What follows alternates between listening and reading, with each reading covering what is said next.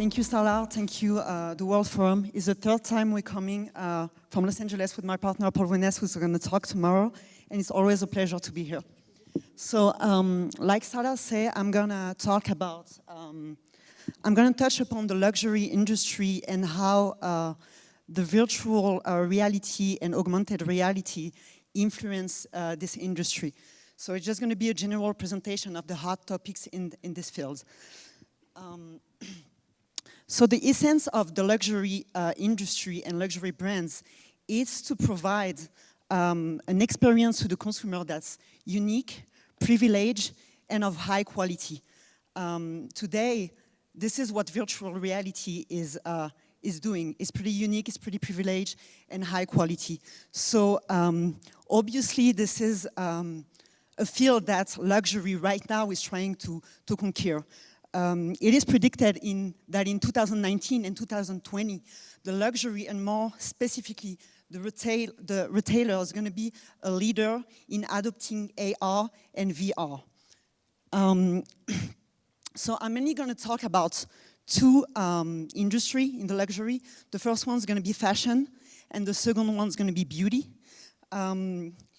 In fashion, there is mainly three hot movements. The first one is connected to brand image. The second one is connected to the shopping experience and trying clothes in general. And the third one is virtual influencers. That is really big right now in entertainment, but very big in fashion as well. And then I'll talk about beauty. So the first thing, the brand image.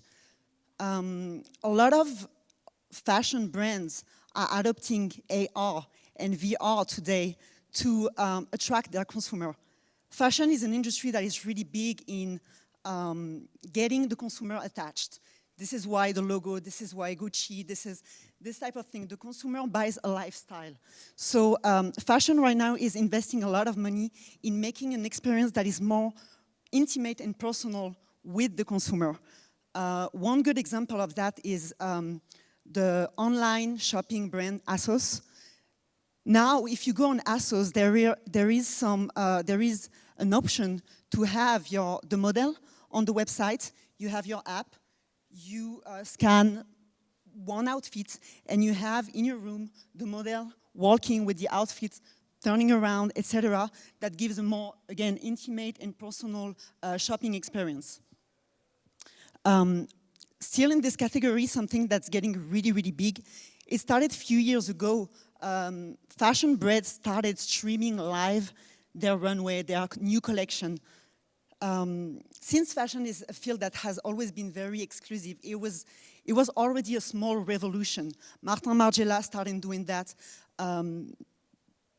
Saint Laurent started doing that. Now we're getting to something a little bit, another level in this, which is being in front, in the first row, with the glasses, with the headset, and being at the first row of the fashion show. For example, Rebecca Minkoff did that. Tommy Hilfiger did that. And another level in that is Dior. Dior launched their own headset. So you had an amazing video on YouTube. Unfortunately, I didn't. We're not going to watch it, and it's 5 minutes. But you have the production. You see them creating those headsets with the Dior, and the technology, and they put also the artisanal of Dior and the quality of Dior in it.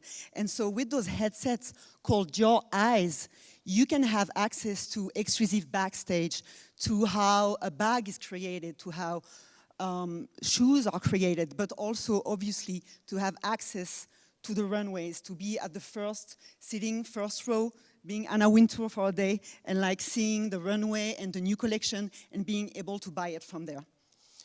Another big thing still in this category of getting more intimate and more giving the customer a personalized experience with the brand, another movement with that is now a lot of Japanese brands invest in that, but not only. Louis Vuitton did it recently in Los Angeles. Moschino did it with H&M. You go in a store, in a boutique, and everything's virtual. You have or not the headsets, and you experience a virtual experience with the clothes, with the presentation, just like it's done right now in art galleries sometimes. It's done more and more in Los Angeles. It's everywhere. You go somewhere, everything is virtual. You can interact with the decor, etc. So fashion boutiques do that more and more. The second movement in fashion that's really hot right now is, and it's also the first one that will come in mind if you think about virtual reality, augmented reality, and fashion, is the trying clothes experience, the shopping experience. So like you can, I mean, the first thing that would come in mind is obviously you go and buy and you're on the website and you have the outfit and you can picture the outfit on you and then swipe and buy, add to bag, etc. Well, Gucci went a little bit further with that. They have on their app, for one of the collection of the sneakers they have, the Ace collection, they associated with a, I think the name of the startup is Wannabe, and they came up with the most sophisticated, efficient, and precise app to try shoes. So for example, with this collection, you just scan your feet, you have all the model, and you can swipe and like move around and see if you want to buy this $800 pair of sneakers. Yeah. So another thing that comes with that, the trying and the buying clothes, is obviously the more it's going to go, the more it's going to evolve. They're going to suggest you clothes. They're going to be, okay, so your body type is like that. You bought that in the past. You are this type of consumer. What about trying that? Look how it looks on you. And this is something that's going to evolve, and it's going to be more and more like that.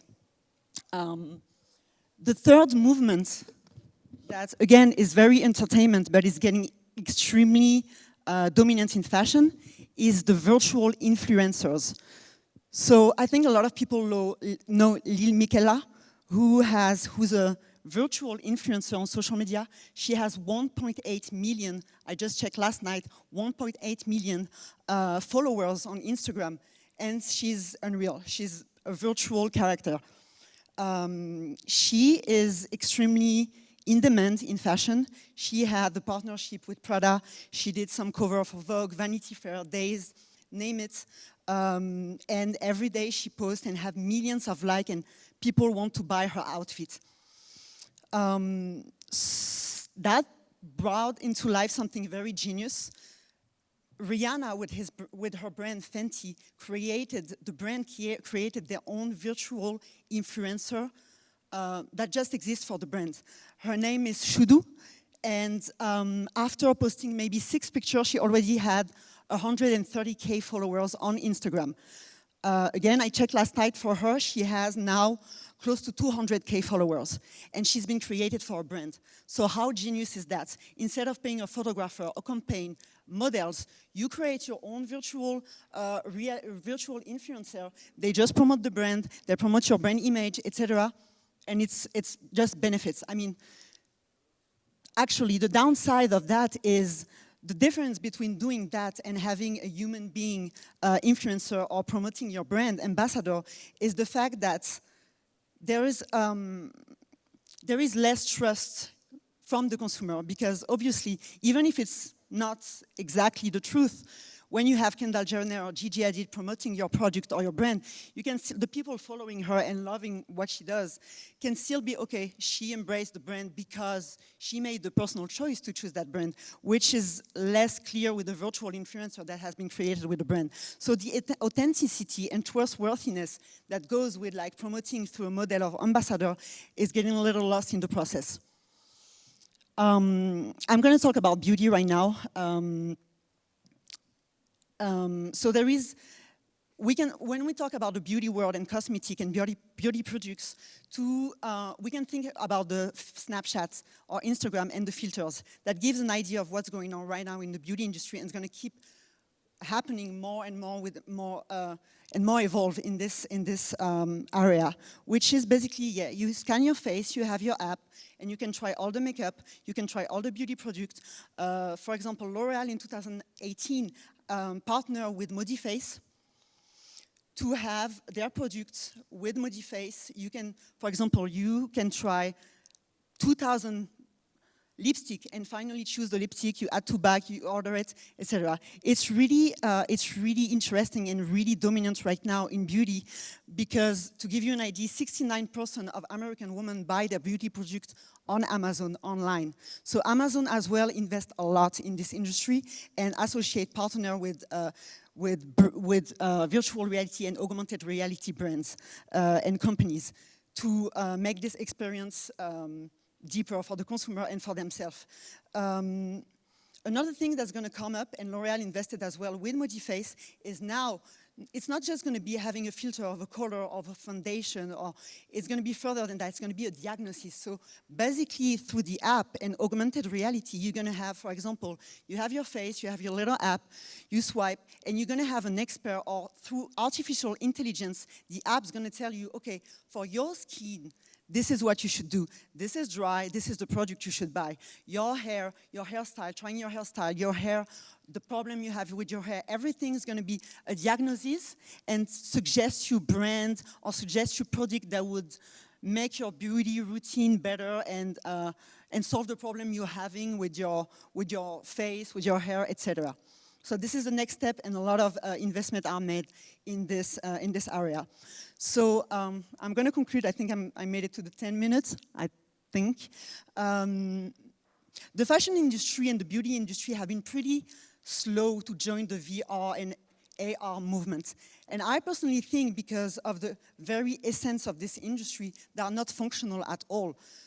They are not, it's the beauty, it's aesthetic. There's no functionality to it. And technology, except from certain case scenario, is very far away from these industries. But right now, in this stage of the evolution of the VR, AR, and the world in general, the fashion industry is running behind it and catching up on this trend. And right now, everybody is investing a lot, and it's a competition. And I think in the next year, 2 years, 3 years, the face of the entire industry and the shopping experience is going to be totally transformed. Thank you.